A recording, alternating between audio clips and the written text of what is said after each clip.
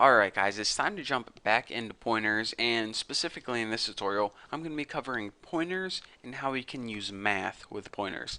And even more specifically, I'm going to show you guys, how to add integers to pointers and why the result isn't exactly what you might expect. So let's go ahead and start off by building a basic integer array. I'll call mine Bucky, and it can hold 5 integers. Now we already know that each integer on my computer takes up 4 bytes of memory. On the older computers, they usually either take up 2 bytes or 4 bytes. On some of the newer computers, they might take up 8 bytes. So, if you're running this tutorial with me and it's not the exact same results, don't freak out. It's just how your computer stores integers. So let's go ahead and make a couple pointers. I'm going to make a pointer named BP0, and this is going to be equal to the address of Bucky 0. In other words, it's going to be equal to the address of the first element. So let's go ahead and print this out right now and see what the address is. So just give it a nice little prompt like BP0 is at memory address, and let's print out BP0. That'll print out the memory address, and of course let's end that line. So now let's go ahead and build and run this, and we see that BP0 is at the memory address FF08. Okay, simple enough. So since we built an array, and since we know that each integer takes up 4 bytes, we're expecting the next pointer. Well, let's go ahead and build a couple more pointers first. And we're expecting the next pointer to be at memory address 4 away from that. So if that one was at 8, the next one will be at 12, and the next one will be at 16. So let's go ahead and this will point to the second element, and this will point to the third element. So now let's go ahead and print all these out on the screen, and when I do, we can clearly see what's going on. 1 and 2 and 2. So basically we're printing out the memory address of this, and then the memory address of this, and then the memory address of this. So let's go ahead and print this out and check it out. BP0 is at location FF00. And since we're storing integers and they take up 4 bytes, the next one is 4 bytes away, FF04. The next one is 4 bytes away, FF08. And if we were to go on, I'm not gonna, but we can clearly see that each integer takes up 4 bytes of memory on our computer. And since we're building an array, all these integers are stored one right after each other. So that's why each element in our array is stored 4 bytes after the next one.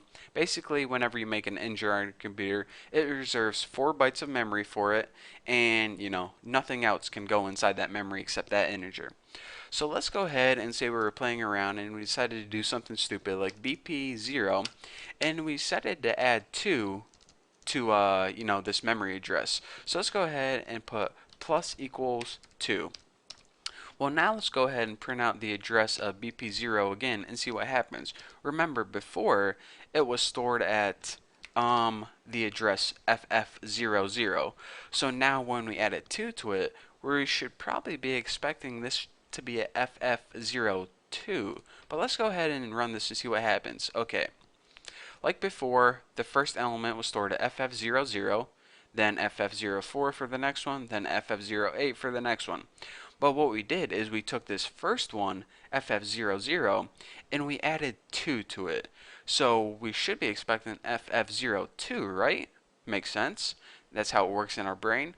But our computer said BP0 is now at FF08. Well, that was the address of this one right here. So what is going on?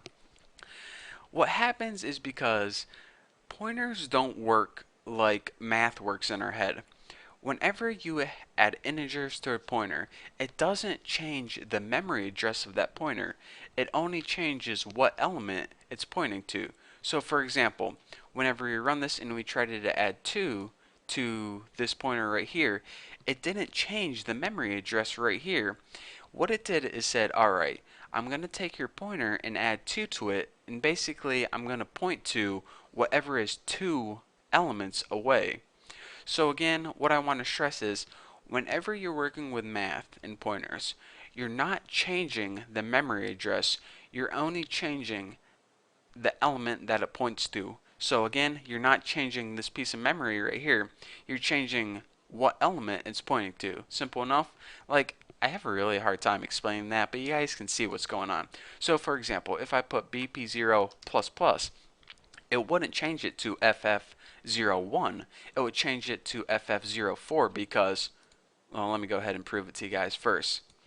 So we added 1 to this. It didn't change the memory to 01. It changed it to 04 because 01, it would overlap this one, which would overlap this one, and cause a whole bunch of problems. So what it does is, instead of changing the memory address, it just says, alright, if you're adding 1 to this pointer, then you probably want to just point to this pointer right now. So that is basically how pointer arithmetic works. It basically, instead of changing the memory address, it just changes where it points. Again, you guys can clearly see in this example what's going on. So, just look at it and you guys can probably understand it a whole lot easier than me trying to explain it. So there you have it. That's how pointers work with math and why you might be getting a different result than you might expect.